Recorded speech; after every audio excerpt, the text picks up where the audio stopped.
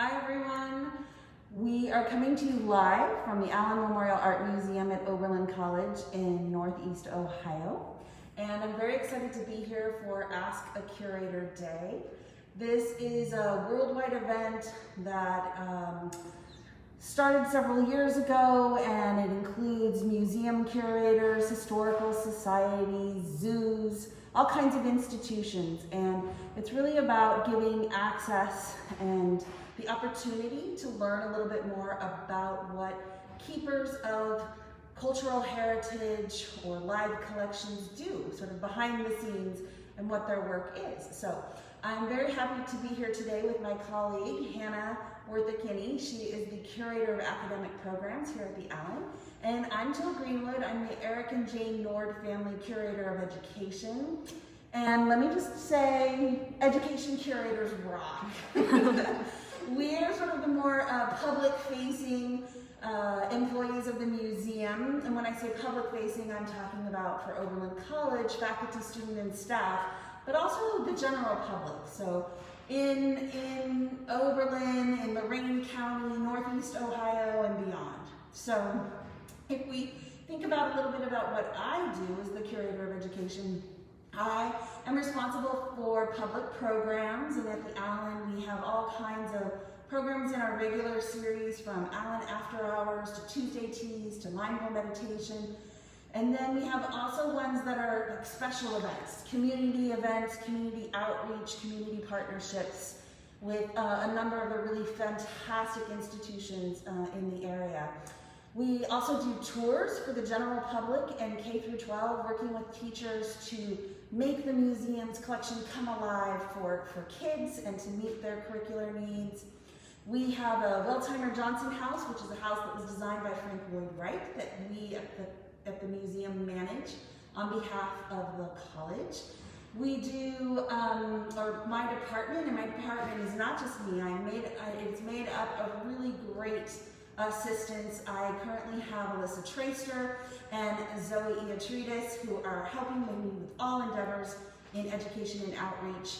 And one of the things that we've been really focusing on is accessibility, making the museum more accessible. So last year we launched an augmented reality tour, so you can go online and sort of virtually go through the museum. That was designed by Alyssa. And we have a Cell app, which I'm very excited to see students use this year, or the general public as well. It was designed by Liz Yearsley, my former curatorial assistant, and it has all kinds of things from audio descriptions, audio labels, and other features that we are really looking forward to expanding in the next few years. So, Hannah, why don't you tell us a little bit about what you do in academic programs? Sure. So, as Jill mentioned, I'm the Assistant Curator of Academic Programs.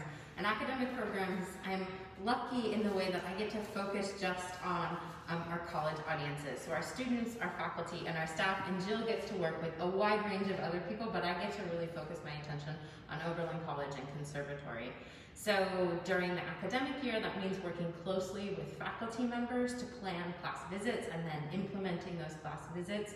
So we work with disciplines you could imagine, like art history and history, all the way to STEM fields like biology or math. And so in my office, and I work with the great Lucy Haskell, who's an Oberlin College graduate of the class of 2020, who's my curatorial assistant.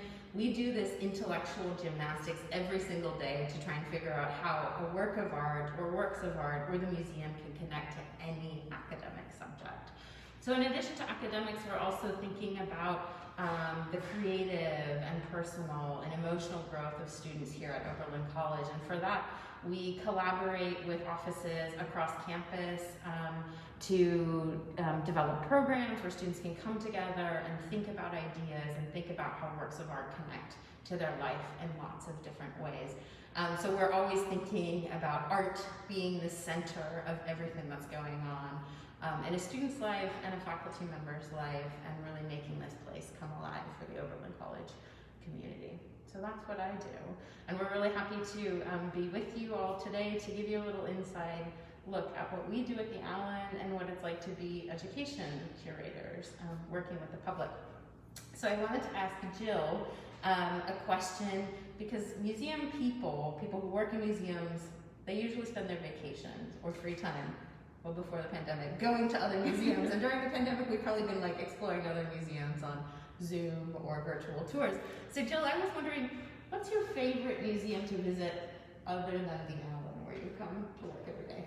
Yeah, it's so true that we spend our vacations going to museums. I think my children have been to more museums than humanly possible, but they're really great sports about it. But my favorite museum is the Isabella Stewart Gardner Museum in Boston. From the moment that I stepped into that space, I felt like I was transported into a completely different world. And I love, former homes, former residences, where you can see the works of art and how somebody has collected these works over their life, and they don't necessarily make sense together, but you can see the passion behind collecting it. And I'm a medievalist by my research and schooling, and so whenever I see anything that's inspired by the woodwork and the carving, the stone and the metalwork of the Middle Ages, I get just like super excited, like I'm a huge geek. But if you think about also the Gardner, it brings together art and the building, the architecture, these wonderful Venetian architecture with, Roman sarcophagi or a Roman mosaic, and then in this garden. It's I love that place. So even before it was famous for the major heist and the recent podcasts and shows on it, that's sort of the space for me. How about you? So I'll say I always feel connected to the museum that I can go to again and again. So it's kind of like wherever I'm living, the place that I can go to again and again. But I have really great memories of going to the Bargello Museum in Florence. Again, connected to my research on Florentine sculpture, spending summers in Italy, and then just stopping in the Bargello and just going in and seeing something, once for a day, being able to come back another time and see something else. Because I think the thing about museums is they change every time you see them, and works of art change, and you need something else every time you go. So I have really fond memories of the Bargello and all of these amazing things that they have there, and the things that I had studied and thought about a lot. So I'm going there and dreaming about traveling again in a post or a whatever COVID world, new COVID reality, and thinking about learning through going to a place and seeing things. So that's the museum I Did it ever creep you out? Didn't they used to have like public hangings in the courtyard? There is a lot of history in those museums in Italy. And yes, there were things like that, but now they just hang paintings and sculptures. Yes. It's much improved. But there's all of these layers there, and the history of the Medici family's collections that are there, and the medieval history of Florence and all of those kinds of things. So yeah, again, maybe kind of like your connection to the Gardner, that the museum is a place in its own. The walls have a certain history beyond the things that are hanging on it. So yeah, fantastic. Let's see, what other questions do we have that came in?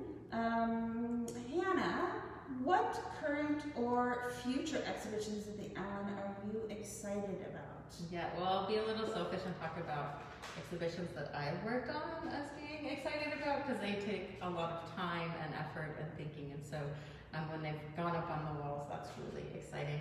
And so I have two things that are little installations this fall, but one that I'm particularly excited about is shared art. And so the title doesn't give away much about what the work is, but more about the program that's around it. So shared art is a program that we developed alongside 8 student leaders who helped advise on this program. So kind of like a common book or a common reading program.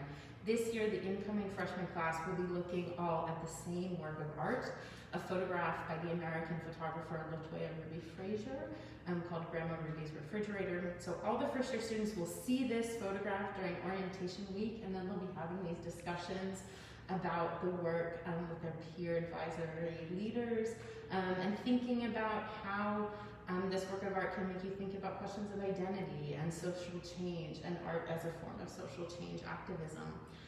So it's exciting to see the thing on the wall, figuring out how do you fill up a wall with just one small photograph and make it kind of have a presence and create this atmosphere that we're looking for. But also I'm really excited to see how the photograph allows different kinds of conversations to percolate with all sorts of different students. So the work is the starting point for all of these things that will kind of grow throughout the year in programs and conversations. So that's the one that I'm really excited about and really grateful to have had, like the time talking with these student leaders about how do we use a work of art to connect with students, to kind of ground this introduction to Oberlin and what it means to learn in a liberal arts context. That's fantastic.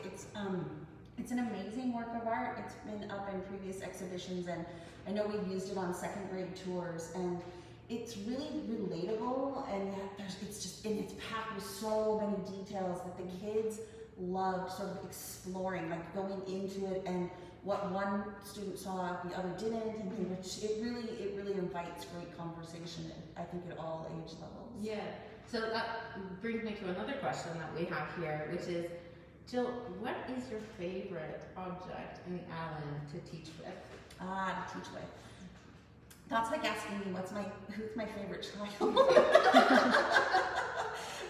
That's gonna be hard. So I think I'll answer it this way and say that I love teaching with works of art that are unexpected. Like when somebody sees it for the first time, they don't see all the layers, and they don't, it takes sort of like a close looking, a deep dive, sort of sustained,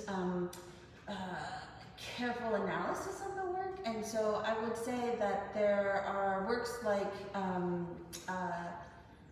Leonardo Drew's Untitled, which was up in Afterlives of the Black Atlantic, which is huge. It's about 20 feet long, like 10 feet high, and it really, like, one half is white and one half is black, and it looks like these cotton cells, paper cells that are made that have cotton in them, and the other side looks like chunks of wood and all kinds of other little things tucked in there. And I know that a lot of times people just looked at it and kind of dismissed it and walked on, but that was a really fantastic piece to get at much deeper issues about slavery, and about like historical relations, and enslaved people, and certainly the idea of cotton as being one of the major commodities of that horrible industry. So it was a really interesting work of art that kids and adults really engaged with. So I enjoyed that one. And I'm also looking forward to teaching again with Eva Hesse's Laocoon, which is going to be out this coming spring, so in January. That's another work that people sort of, either you love abstract art and you're immediately drawn to it, or you're like, I have no idea what that is. And so part of the fun for me is to try to make that work come alive to people who aren't, that don't like modern art. And so it's fun for them to sort of learn something new and appreciate. So those are for me my favorite. How about you? Well, it's the same question of like, how do you choose? Your favorite? And I think like choosing your favorite also has to do with what are the memories of the conversations you've had around that work, and what are the surprising things. And I'm sure you have this too, but I constantly see works in our collection in new ways through what students say or what faculty members bring to it. So I feel like I'm always discovering works. We have this really amazing collection that we take out pretty often, a portfolio called To Survive on the Shore, which is a series of portraits and interviews with older trans and non-binary people by the photographer Jess T. Dugan, with the interviews by Vanessa Fabre. And it's just this very rich portfolio that can talk about so many different ideas around identity and transition and coming of age and love and relationships and family and all of these kinds of things. And I just think they're so moving, and the photographs are taken with such care, and you can just see the relationships between Dugan and the subjects of those portraits. So I always get a little misty-eyed when we take them out and talk about them, and so that's like a really moving thing. In the galleries, I was going to go back to the things that I like to do, or the things that I know the most about the early modern stuff, but I was also thinking other surprising conversations that I've had with kind of an unexpected work is our Thomas Moran painting of the Grand Canyon. And so talking about that painting with geology classes or environmental studies classes, it's a painting of looking into the Grand Canyon. But these interesting conversations come about because some people have gone to the Grand Canyon, and they talk about how hard it is to photograph the Grand Canyon. And like, how do you depict this place, and then what are the kind of different modes of the challenges of photographing or painting, these different media, and how we try and capture these kind of fleeting moments and sensations, and you know, those conversations always draw on memory and memories of places. So I found that to be a painting in the gallery that I thought, oh, this is just like a boring old landscape painting, but comes out in different ways and connects to people's memories and lived experiences in ways that are surprising. So that's great. Yeah, it's you have to admit that's a pretty beautifully painted painting. Yeah. Great. Well, let me ask you, how do you come up with ideas for exhibitions, right? So a little bit for you, unlike my position, I don't usually design exhibitions. I work with what curators have already done research on and installed in the galleries, and then I sort of act as the liaison for, you know, for engagement with that work. And you do more exhibitions than I do. I mean, you of course do that too with students here at Oberlin College, but you're doing more exhibitions. Yeah, so like I said, the Shared Art project was a collaboration, and really all of the things that I've been working on are collaborations that come out of some sort of learning goal or need within the college. So we have Shared Art, that was a collaboration around orientation. I've been working with Alexandra Letvin, our curator of European and American art, to think about land acknowledgements in an exhibition called Dispossession. So that kind of plugs into a lot of conversations that were going on in classes and on campus around kind of land acknowledgements and native rights. So that also kind of is percolating around how do we plug this into teaching.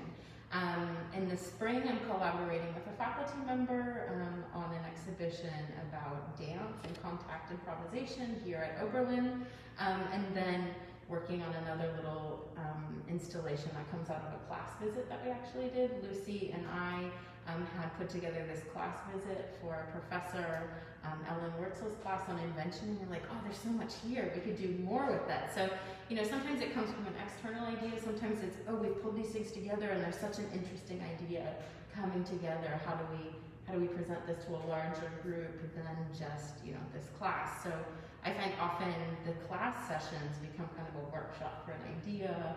How do these things fit together? Which ones work really well, and which ones do we need to think through a little bit more? So it's this process of, you know, coming back and thinking about how the works speak to each other and speak to the needs of the students and the faculty here. Absolutely. I think it's really interesting when you put works next to each other. It creates a whole conversation, right? Yeah.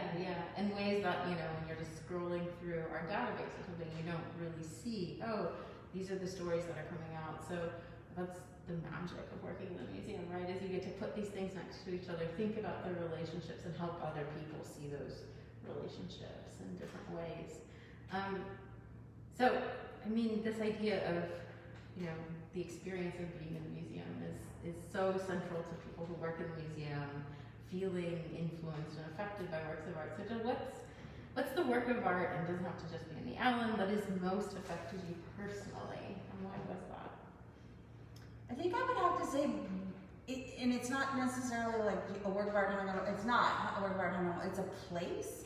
So it's the place that got me into art history in the first place. So I was studying abroad in Dijon, France, and I had taken an art history class before medieval art, and I was like, oh, this is really interesting. I'm gonna go to all of these places, the ones that I can. And so I was in the heart of Burgundy, and so I made my little pilgrimage to La Madeleine in Vézelay in France, and that was it. Like, you know, just, it was, well, first of all, it was a process, you know, getting there, and I'm getting off the bus, and the woman says to me, you know, this is the last bus of the day, don't you? And I'm like, oh no, do I get off the bus, or do I get back on? And I was like, I'm getting off. So I got off the bus, and I like wound my way up this beautiful little road lined with these houses, and made my way to the church, and it was raining, and I don't know if anyone knows, like if you're in France and it's raining, everyone disappears. So I had the town to myself, and I mean, it was all part of the whole experience that made that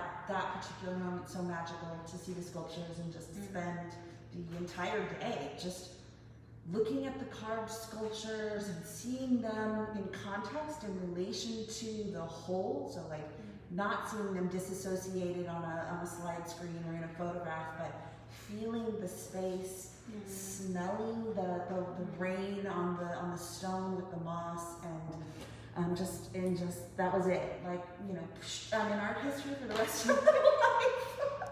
How about you? So mine is like very similar to that, and I think that really demonstrates, you know, how much all of these other sensations are part of enjoying a work of art. We often think that we come to a museum and we just look at stuff, but looking is such a bodily experience, and we experience emotion through all of our senses. So mine was, I went to Naples and to Pompeii, and I had been dreaming about going to Pompeii, and this was, I guess, 3 years ago now. So I've been wanting to go to Pompeii for so long, and we got there, and we were just, I don't even remember what house with wall paintings it was in. I was standing there and I started crying. Like, I have been in so many museums and stood in front of so many works of art, and I've never cried. But there in this house that I can't even remember the particulars of, I cried because it was such a moving experience to be in this place. I was so shocked that, like, when you go on the streets, you could see the ruts of the chariots or the wagons that had gone by.